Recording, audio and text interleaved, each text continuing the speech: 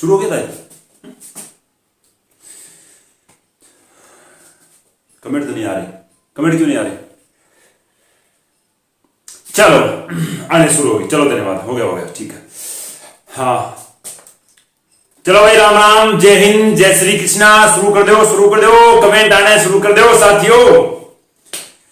हाँ शुरू हो जाओ, जितने भी साथीगण है सारे साथीगण जुड़ जाओ, क्लास अपनी शुरू होने वाली है। देखो गर्मी तो बहुत ज्यादा है, बहुत ज्यादा गर्मी है, क्योंकि अब आपको पता है कि 21 जून आने वाली है। अभी तक दिन बड़े बड़े हो रहे हैं, तो 21 जून के बाद दिन धीरे धीरे क्या सूर्य वापस उत्तरायण की तरफ प्रारंभ होगा। अभी तक तो क्या दक्षिणायन की तरफ सूर्य अभी तक उत्तरायण की तरफ ही जा रहा है। 21 अपने कर्क रेखा पर सूर्य 21 जून 22 जून को पहुंचेगा। 21-22 जून दूर पड़ी या तो 11 तारीख हुई है।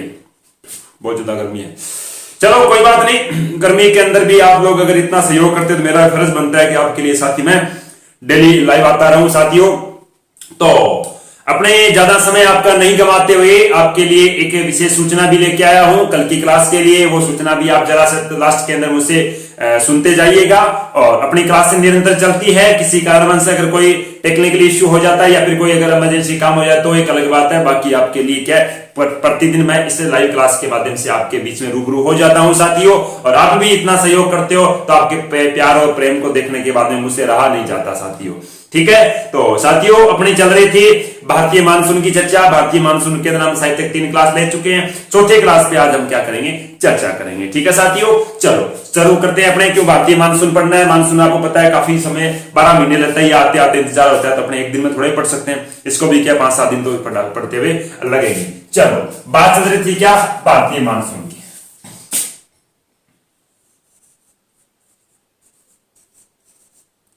भारतीय मानसून, भारतीय मानसून के अंदर हम कितने पार्ट पढ़ चुके हैं? 3 पार्ट पढ़ चुके हैं। आज हम कौन सा पढ़ेंगे? चौथा पार्ट पढ़ेंगे। 3 पार्टों के अंदर हम किसकी चर्चा कर चुके हैं? 3 सिद्धांतों की चर्चा कर चुके हैं। पहले सिद्धांत की चर्चा की थी, दूसरे सिद्धांत की चर्चा की, तीसरे सिद्धांत की चर्चा हम कल वाली क्लास में कर चुके थे। लेकिन उस क्लास के अंदर भी हम उस सिद्धांत की चर्चा कंप्लीट रूप से नहीं कर चुके थे। हमने क्या लास्ट टाइम तक यहीं पर छोड़ा होगा, जेट स्ट्रीम के प्रकार तक छोड़ा होगा, ये छोड़ा होगा ना, जेट स्ट्रीम के प्रकार। शायद यहीं पर अपने क्लास को एंड किया था। ठीक है, चलो बात करते हैं आज हम जेट स्ट्रीम के प्रकार के बारे में। गुरुजी आगे की ओर कहानी चलते हैं। जेट स्ट्रीम कितने प्रकार बताए थे? मैंने 4 प्रकार बताए थे। चारों के अंदर से कौन से जेट स्ट्रीम के प्रकार के द्वारा भारत के अंदर मानसून की उत्पत्ति होती है? 2 जेट स्ट्रीम के प्रकार बताए थे, एक पूर्वी जेट स्ट्रीम और एक कौन सा बताया था? पश्चिमी जेट स्ट्रीम। पश्चिमी जेट स्ट्रीम के द्वारा भारत के अंदर कौन से मानसून की उत्पत्ति होती है और पूर्वी जेट स्ट्रीम के द्वारा भारत में कौन से मानसून की उत्पत्ति होती है। चलो बात करते हैं आज हम क्या गुरुजी, जेट स्ट्रीम, जेट स्ट्रीम के द्वारा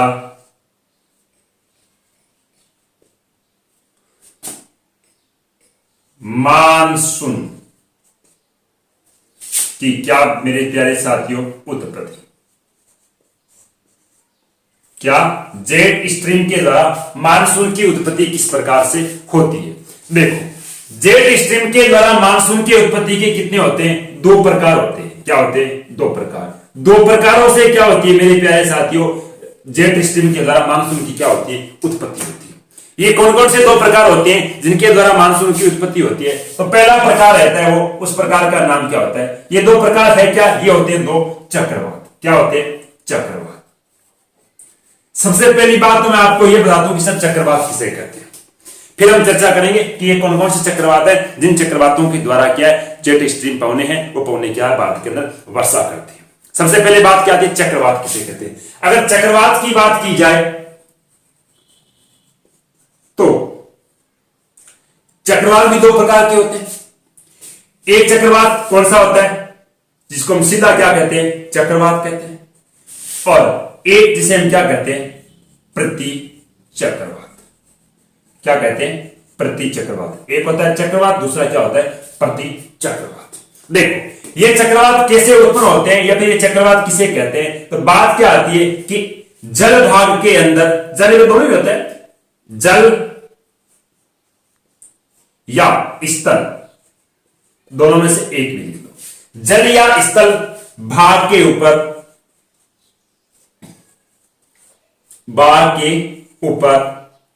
क्या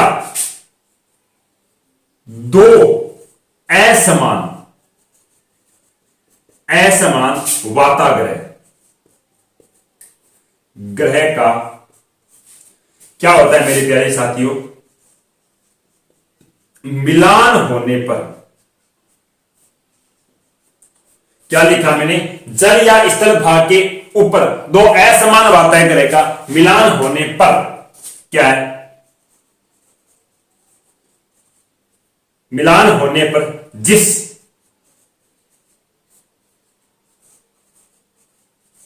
स्थिति की उत्पत्ति होती है उसे क्या साथियों, चक्रवात कहा जाता है। क्या चक्रवात कहा जाता है। क्या यहां पर चक्रवात के बारे में आपको समझा रहा हूं। सबसे पहली बात, चक्रवात किसे कहते हैं, तो क्या है, जल और गुरुजी क्या स्थल भाग के ऊपर दो असमान वाताग्रह, कहने कर दो असमान तापमान या कह सकते हैं दो असमान क्या वातावरण के परिवर्तन, जिसके अंदर हम कह सकते हैं गुरुजी उच्च तापमान और क्या है निम्न तापमान। हम क्या कह सकते हैं, निम्न तापमान कह सकते हैं, या फिर हम कह सकते हैं उच्च वायु दाब, ठीक है, या फिर क्या सही रहता है निम्न। ये दो असमान वाताग्रह है, ये असमान वाताग्रह जहां पर भी दोनों क्या करेंगे, एक स्थान पे जाकर क्या करेंगे, मिलेंगे तो यहां पर क्या स्थिति के अंदर क्या होगा, परिवर्तन होगा। यहां पर जिस स्थिति परिवर्तन होगा, जहां पर जो स्थिति उत्पन्न होगी उस स्थिति को हम क्या कहते हैं, हम कहते हैं चक्रवात। जैसे अगर आपको मैं छोटा सा एक उदाहरण दिखाता हूं, सो बताता हूं, दिखाता क्या, मेरे पास डिजिटल बोर्ड है नहीं लेकिन बता देता हूं। क्या है कि जैसे आपने क्या है, साहित्य के सारे जो विद्यार्थीगण जुड़े हुए हैं वो सारे किसान परिवार से होंगे। आपने खेती के अंदर काम किया होगा इस राजस्थान के अंदर, और राजस्थान के अंदर क्या खेती में काम करते हैं, कभी कभी जैसे क्या है अपने महीना आता है, उदाहरण के तौर पे बताऊं तो आपको अक्टूबर नवंबर या फिर सितंबर के महीने के लगभग बात, सितंबर के महीने की बात करते हैं, ज्यादातर हम खेतों में रहते हैं। और सितंबर के महीने के क्या राजस्थान के अंदर होती है, कौन सी बारानी खेती होती है, और बारानी खेती के अंदर क्या लगभग क्या उसमें थोड़ा खरपतवार निकालने वाला मौसम होता है साहित्य लगभग। और इस खरपतवार के मौसम के अंदर आप क्या जो खेत के अंदर काम करते हो, तो खेत के अंदर काम करते वक्त क्या होता है कि आपके सामने कभी कभी ऐसा होता है कि एक जगह स्थिति जो बतूड़ियो जो सुन रहे बबूलिया, क्या भूलिया, ये बबूलिया क्या उत्पन्न होता है आपके सामने, कहीं पर भी हवा नहीं चल रही, चुप एकदम शांत वातावरण, बड़े पेड़ का पत्ता तक नहीं इधर है, लेकिन तुरंत उत्पन्न पता नहीं कहां से क्या है इस बबूली का उत्पन्न, एक जगह क्या है हवा गोल चक्र में क्या अंडाकार आकृति में ऊपर तक क्या उठने से प्रारंभ कर जाती है। ये कारण कैसे हुआ, ये क्या होता है असमान वाताग्रह का, क्या है कि ऐसा स्थान जहां पर क्या है ये भाग कौन सा रहता है, अपना स्थल भाग रहता है। इस स्थल भाग पर क्या या तो तापमान के अंदर क्या है परिवर्तन हुआ, लेकिन यहां पर स्थल भाग तापमान नहीं, यहां पर वायु ने परिवर्तन किया है कि यहां पर क्या एक जगह क्या उच्च वायु दाब थी, एक जगह क्या था निम्न वायु दाब। ये दोनों वायु दाब जिस स्थान पर जाकर मिली वहां पर क्या है किसका निर्माण हो गया, बबूलिया। ये बबूलिया एक तरीके से किसका उदाहरण है, तो गुरुजी ये हो सकता है आपके चक्रवात का उदाहरण रहता है, ठीक है। और इसी के अंदर देखें तो बात जल भाग के अंदर होता है, जल भाग के अंदर ये चक्रवात किस प्रकार से उत्पन्न होते हैं, तो जल भाग के अंदर होती है किसके द्वारा, धाराओं के द्वारा, धाराओं के द्वारा। कौन सी, महासागरीय, कि यहां पर के एक तो गर्म महासागरीय धारा आकर मिलेगी और एक गुरुजी कौन सी ठंडी महासागरीय आकर धारा मिलेगी, जिसकी वजह से क्या है वहां पर क्या है जो समुद्री जल है वो जल क्या करेगा इस प्रकार चक्रवात के रूप में क्या ऊपर की ओर उठना प्रारंभ हो जाता है, ठीक है। और ये जलभाग महासागरीय धाराएं ये क्या करती है आगे जाकर क्या मानसून की उत्पत्ति करती है, मानसून के द्वारा क्या वर्षा करती है। वो किस प्रकार से करती है देखो, तो मैंने क्या बताया कि यहां पर जेट स्ट्रीम के द्वारा मानसून की उत्पत्ति दो प्रकार से होती है, वो दो प्रकार कौन से, चक्रवात, एक चक्रवात कौन से सीधा चक्रवात कहते हैं, एक को हम क्या करते हैं प्रति चक्रवात। तो ये प्रति चक्रवात कौन से होते हैं और चक्रवात कौन से होते हैं, चक्रवात किसे कहते हैं ये बात तो मैं आपको बता चुका हूं। देखो अब बात आती है कि ये प्रति चक्रवात और चक्रवात कौन से होते हैं। वैसे चक्रवातों का टॉपिक पूरा अलग है, वो अलग से हम पढ़ेंगे, लेकिन पहला मानसून के अंदर थोड़ी सी इसकी चर्चा कर लेते हैं। चक्रवात किसे कहते हैं, चक्रवात का अर्थ हो गया क्या गुरुजी, इस प्रकार से पौने क्या करती है, एक अंडाकार आकृति में क्या करती है चक्कर लगाती है। कहने का क्या होगा, घड़ी की समांतर, घड़ी की क्या समांतर, समांतर स्थिति में क्या है जब क्या है ये पौने अपने एक स्थान पर अंडाकार आकृति में क्या चक्कर लगाती है, उसे क्या कहा जाता है चक्रवात कहा जाता है। लेकिन जब क्या है कहीं ऐसे स्थान पर जहां घड़ी की विपरीत दिशा में पवनी क्या करती है, चक्कर लगाती है। क्या करती है, घड़ी की विपरीत दिशा में पवनी क्या करती है, चक्कर लगाती है इस प्रकार से। तो गुरुजी इसे क्या कहा जाता है, इसी का प्रति विपरीत या फिर कह सकते हैं प्रति चक्रवात कहा जाता है। लेकिन इन चक्रवातों को क्या है अलग अलग स्थानों पर, क्या कहा मैंने, इन चक्रवातों को अलग अलग स्थानों पर क्या मेरे प्यारे साथियों अलग अलग नामों से पुकारा जाता है। जैसे मैं बात करूं क्या कि यह रहता है आपका ग्लोब, क्या रहता है, ग्लोब रहता है। इस ग्लोब के अंदर अगर चर्चा की जाए तो कहां से गुरुजी हम बात कर सकते हैं, लगभग क्या है अपने उदाहरण रहता है शायद 40 से डिग्री तक, 40 से लेकर उत्तर में, 40 से लेकर कहां दक्षिण में, यहां तक अगर कोई चक्रवात उत्पन्न होगा इस बीच वाले क्षेत्र में, कहां 0 से लेकर 40 डिग्री उत्तरी अक्षांश, 0 से लेकर 40 डिग्री दक्षिणी अक्षांश, इन अक्षांशों के मध्य अगर कोई चक्रवात उत्पन्न होगा उस चक्रवात को क्या है ये स्थान अलग हो गया। और अगर बात करें क्या गुरुजी हम बात कर सकते हैं 40 से लेकर लगभग गुरुजी कितने 65 डिग्री उत्तर में, 40 से लेकर गुरुजी कहां 65 डिग्री दक्षिण में। अगर देखा जाए कि 40 के मध्य अगर कोई चक्रवात उत्पन्न होता है उस चक्रवात को क्या कहा जाता है, उसे कहा जाता है उष्ण कटिबंधीय चक्रवात। लेकिन 40 से 65 के मध्य अगर कोई चक्रवात उत्पन्न होता है उसे क्या कहा जाता है, शीतोष्ण कटिबंधीय चक्रवात। तो कहने का अर्थ क्या होगा, इन चक्रवातों को अलग अलग स्थानों पर क्या है अलग अलग नामों से पुकारा जाता है। अब देखो ये चक्रवात, इन चक्रवातों के द्वारा वर्षा कैसे होती है, बात यहां पर आके अटकती है। ये तो हमने थोड़ी चक्रवात की सामान्य बातें की, लेकिन बात करते हैं क्या इन चक्रवातों के द्वारा भारत के अंदर या फिर अलग अलग स्थान पर वर्षा कैसे होती है। तो देखो अब क्या है कि मान लो कि ये कौन सा है गुरुजी, एक जल भाग है। ध्यान से देखना मेरे प्यारे साथियों, क्या रहता है ये जल भाग रहता है, ठीक है। देखो साथियों अगर आप किसी साथी गण के कोई कमेंट नहीं पढ़ पाता हूं तो आप थोड़ा नाराज मत होइएगा, क्योंकि आप अपने जो प्रश्न है वो क्या कमेंट के अंदर रख दिया करो। और मैं आपके कोई भी प्रश्न होता है उस प्रश्न का मैं जैसे वीडियो ऑफ होता है, ये क्लास ऑफ होती है, उसके बाद में क्या मैं आपके कमेंट पक्का देखता हूं। और कमेंट देखने के बाद में क्या है अगर किसी का प्रश्न रहता है तो उस कमेंट के अंदर मैं उसका जवाब देता हूं। अगर उसके कमेंट के अंदर कोई प्रश्न नहीं रहता है तो भी मैं आपके कमेंट पक्का पढ़ता हूं, ठीक है। तो अगर मैं आपकी चलती क्लास में कमेंट नहीं पढ़ पाता हूं तो नाराज मत होइएगा, ठीक है ना। क्योंकि आपके ऐसे साथीगण भी बहुत अच्छे हैं जो साथीगण क्या है क्लास जैसे ऑफलाइन क्लास को भी देखते हैं, लाइव के अंदर वो नहीं जुड़ पाते हैं तो वो क्या करते हैं बाद के अंदर क्या है क्लासें देखते हैं। तो बाद के अंदर क्लासें देखते हैं तो वो ऐसा सोचते हैं कि बार बार मैं अगर कमेंट पढ़ूंगा तो वो कहते हैं गुरुजी आप 30 मिनट तो क्लास देते हो, 30 मिनट के अंदर से 20 मिनट आप कमेंट पढ़ने में लगा देते हो, तो फिर पढ़ाते कहां, ठीक है ना। तो वो उन साथीगणों को भी अपने नाराज नहीं करना, उन साथीगणों को भी अपने साथ लेके चलना है और आपको भी नाराज नहीं करना, आपको भी क्या साथ लेके चलना है, ठीक है। तो बात क्या आ रही है, बात आ रही है मानसून या फिर वर्षा के संदर्भ में चक्रवातों की बात। तो क्या है ये जल भाग है। अब जल भाग के अंदर क्या है जब चक्रवात उत्पन्न होगा, मान लो उष्ण कटिबंधीय या फिर शीतोष्ण कटिबंधीय जो भी है। अब जल भाग के अंदर चक्रवात दो प्रकार से उत्पन्न होता है गुरुजी, एक तो किसके द्वारा, एक तो होगा पवनों के द्वारा, ठीक है, एक होगा किसके महासागरीय धाराओं के द्वारा। किसके द्वारा, एक तो होगा पवनों के द्वारा, एक किसके द्वारा महासागरीय धाराओं के द्वारा होगा। अब देखो बात क्या होती है कि यहां पर ऐसा स्थान जहां पर क्या है एक तो उच्च वायुदाब की पवनी आकर मिली और एक कौन सी होती निम्न वायुदाब की पवनी आकर मिली। ये पवनी जैसे क्या है मान लो यहां पर क्या है एक तरफ कौन सी वायुदाब की पवन है, एक तरफ कौन सी, मान लो इधर वाले तरफ कौन सी उच्च वायुदाब की पवन है, ठीक है, और यहां से कौन सी निम्न वायुदाब की तरफ क्या है पवन आकर मिली। जिस स्थान पर आकर मिली सीधी सी बात है यहां पर किसकी उत्पत्ति होगी, चक्रवात। ये भाग कौन सा, जल भाग।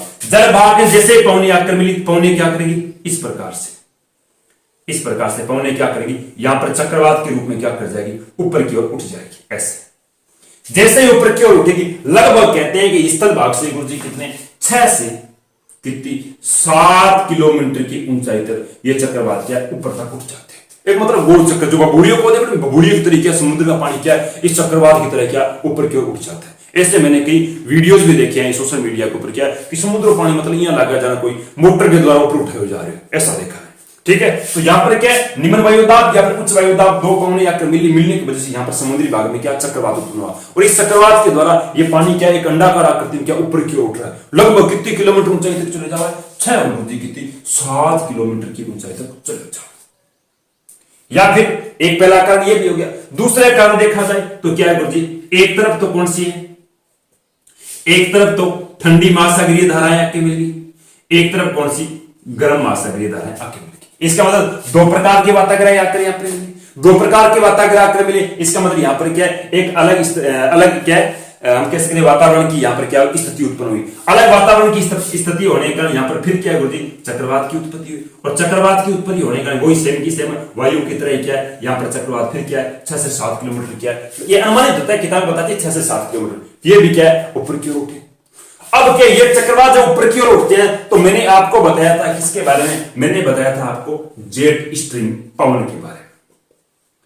किसके बारे में बताया था, जेट स्ट्रीम पवन के बारे में बताया था। ये जेट स्ट्रीम पवन है, ये क्या करती है गुरुजी, कितने, तो मैंने बताया था ये गुरुजी 6 से लेकर कितनी 12 किलोमीटर, या फिर कह सकते 9 से लेकर 12, 6 से 12 एक लगभग अनुमानित है, ये पूरी लगभग सही बात नहीं है। तो 6 या फिर 9 से 12 किलोमीटर की ऊंचाई पर ये पवनें क्या स्पीड से बहती है। तो ये पवनें क्या करती है, इन चक्रवातों को क्या करती है, जैसे ये चक्रवात ऊपर की ओर उठते हैं, इन चक्रवातों को क्या करती है, ये पवनें आगे की ओर क्या करती है, धकेलती है।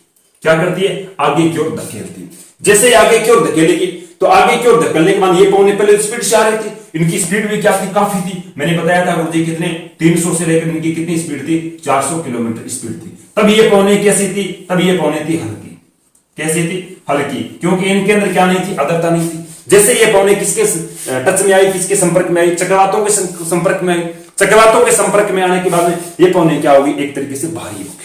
भारी होने के बाद में ये पौने धीरे धीरे आगे की ओर बढ़ते हैं। ये पौने धीरे धीरे आगे की ओर बढ़ने के बाद में क्या है, ये पौने नीचे की ओर उतरना क्या कर जाती है, प्रारंभ कर जाती है। नीचे की ओर उतरना प्रारंभ करेगी तो इसके बाद में जब इन पवनों के सामने जहां जहां क्या आएगा, अवरोध आएगा, जहां जहां इन पवनों को रोकने वाला कोई अवरोध स्थान आएगा, अवरोध स्थान आएगा। कहने का अवरोध स्थान किसका आ सकता है, तो अवरोध स्थान गुरुजी किसका आ सकता है, पर्वतों का आ सकता है। और तो कोई अवरोध स्थान आएगा रेत का टीला इतना ऊंचा हो सकता है, रेत का टीला इतना ऊंचा पर्वत के होते हैं। अब जहां जहां क्या है कि इन पवनों का गुरुजी क्या अवरोध स्थान आएगा, जहां जहां ये पवनें क्या पर्वतों से टकराएगी, वहां वहां ये जेट स्ट्रीम पवनें क्या इन चक्रवातों के से उत्पन्न किए हुए गुरुजी क्या था, इनकी आर्द्रता थी। इस आर्द्रता को क्या करेगी, यहां पर गिरा देगी। और आर्द्रता को गिराने के कारण यहां पर क्या होती रहेगी, वर्षा होती रहेगी। क्या होती रहेगी, वर्षा होती रहेगी। तो कहने का अर्थ क्या हो गया, देखो थोड़ा सा टेक्निक इश्यू हो गया।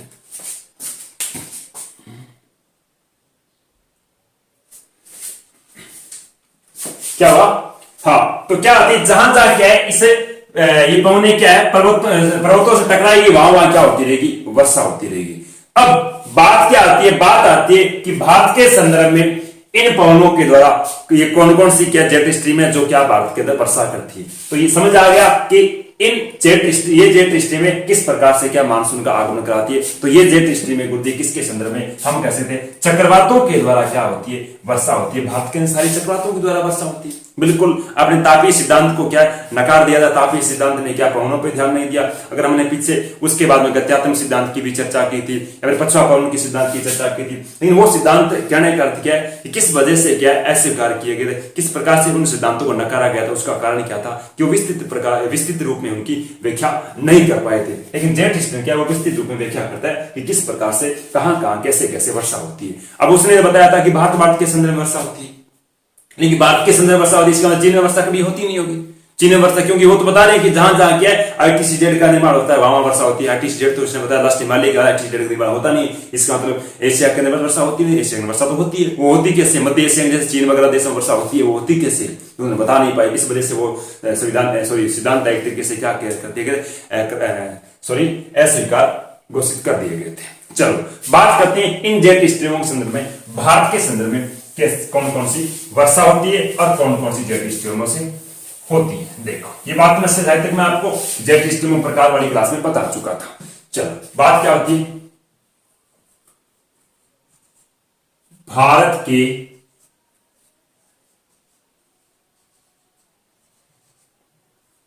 संदर्भ में क्या लिखा, भारत के संदर्भ में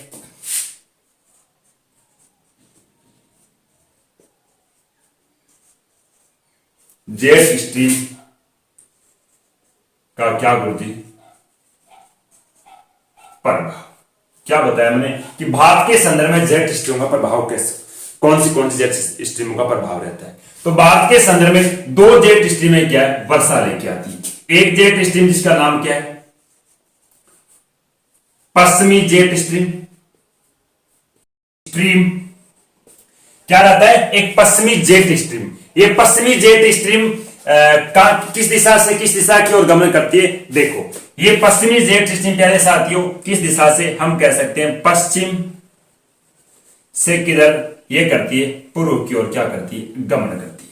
पश्चिम से पूर्व की ओर गमन करने वाली जेट स्ट्रीम को क्या कहते हैं, पश्चिमी जेट स्ट्रीम। इस जेट स्ट्रीम के द्वारा भारत के संदर्भ में मानसून की उत्पत्ति या भारत के संदर्भ में वर्षा कैसे होती है। तो एक चक्रवात उत्पन्न होता है गुरुजी कहां, ये पश्चिमी जेट स्ट्रीम कौन से चक्रवात से क्या आर्द्रता प्राप्त करती है, तो ये करती है कौन से, शीतोष्ण कटिबंधीय चक्रवात। कौन से, शीतोष्ण कटिबंधीय चक्रवात। इसे क्या करती है, ये आर्द्रता प्राप्त करती है। ये शीतोष्ण कटिबंधीय चक्रवात कह रहे हैं गुरुजी किन अक्षांशों के मध्य उत्पन्न होता है, ये होता है 45 से लेकर का 65 डिग्री अक्षांशों के मध्य क्या उत्पन्न होता है। कौन से स्थान पर, स्थान की बात की जाए तो भूमध्य सागर। भूमध्य सागर, भूमध्य सागर के अंदर क्या इन चक्रवातों में क्या होती है, उत्पत्ति होती है। और इन चक्रवातों से ये पश्चिमी जेट स्ट्रीम क्या है, आर्द्रता उत्पन्न करती है। आर्द्रता उत्पन्न करके ये क्या है, भारत के अंदर क्या, भारत के अंदर गुरुजी कौन से, हम कहते हैं शीतकालीन मानसून या कह सकते हैं पश्चिमी विक्षोभ। क्या कह सकते हैं, शीतकालीन मानसून या फिर कह सकते हैं पश्चिमी विक्षोभ की क्या करती है, उत्पत्ति करती है, उत्पन्न करती है। कहने के बाद के अंदर शीतकालीन मानसून की क्या करती है, उत्पत्ति करती है। और इस मानसून के द्वारा भारत के अंदर कहां कहां वर्षा होती है, हम कहते हैं उत्तर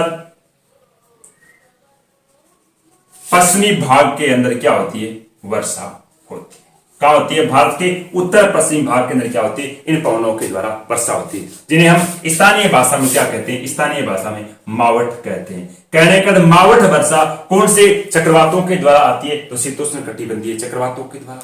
और शीतोष्ण कटिबंधीय चक्रवात भारत के अंदर कौन सी पवनों के द्वारा वर्षा करते हैं, हम कहते हैं पश्चिमी जेट स्ट्रीम। पश्चिमी जेट स्ट्रीम पवनें किस दिशा से किस दिशा की ओर चलती है, पश्चिम से पूर्व की ओर।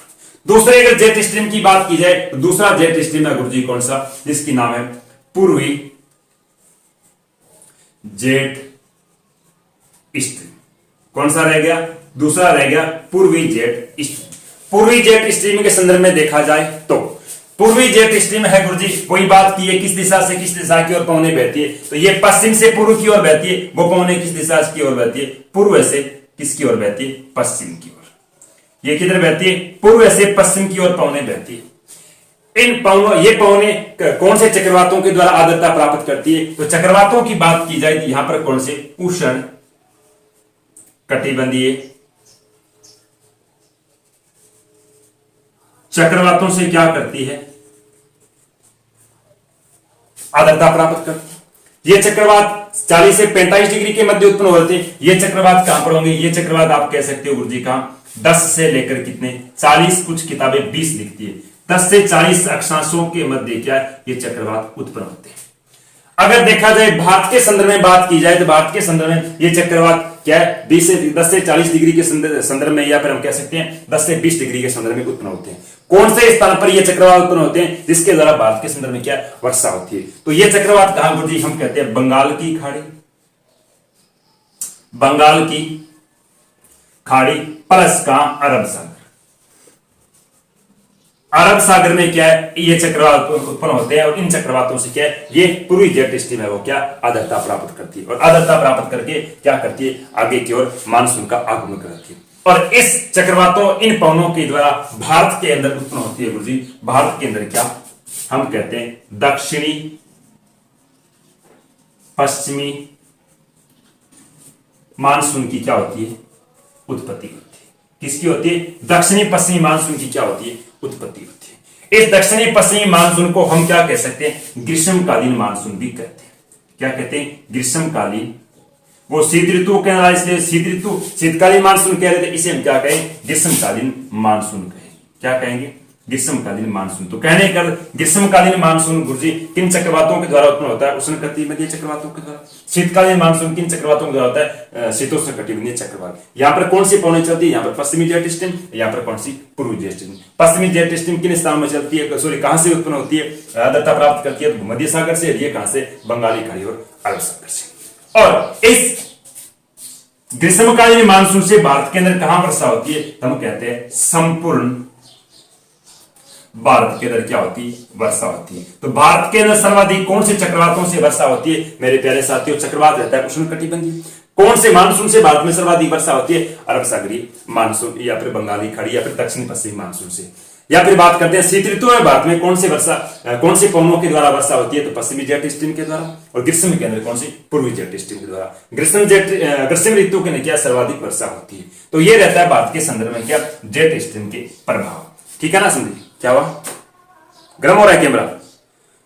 अच्छा अच्छा साथियों, क्या है कि कैमरामैन बोल रहा है कि इसके कमरे के अंदर क्या एसी वैसा है नहीं, इस वजह से क्या ये गर्मी ज्यादा बढ़ रही है। तो गर्मी ज्यादा बढ़ रही है, इस वजह से कैमरे गर्म हो रहे हैं। तो ये बोल रहे हैं कि 1-2 मिनट के अंदर क्या है आपकी क्लास ऑफ हो सकती है, इस वजह से क्या है क्लास को बीच में रोक दो। तो साथियों, आपसे समझ चाहता हूं कि थोड़ी सी गर्मी हाई होने की वजह से क्या मैं क्लास को बीच में रोकना, बाकी तो क्या आज मानसून की बातें और भी करता, लेकिन आज के लिए इतना ही करेंगे हम। कल की क्लास में चर्चा। दो मुझे इजाजत। धन्यवाद साथियों, गुड नाइट, शुभ रात्रि आपके लिए। चलो।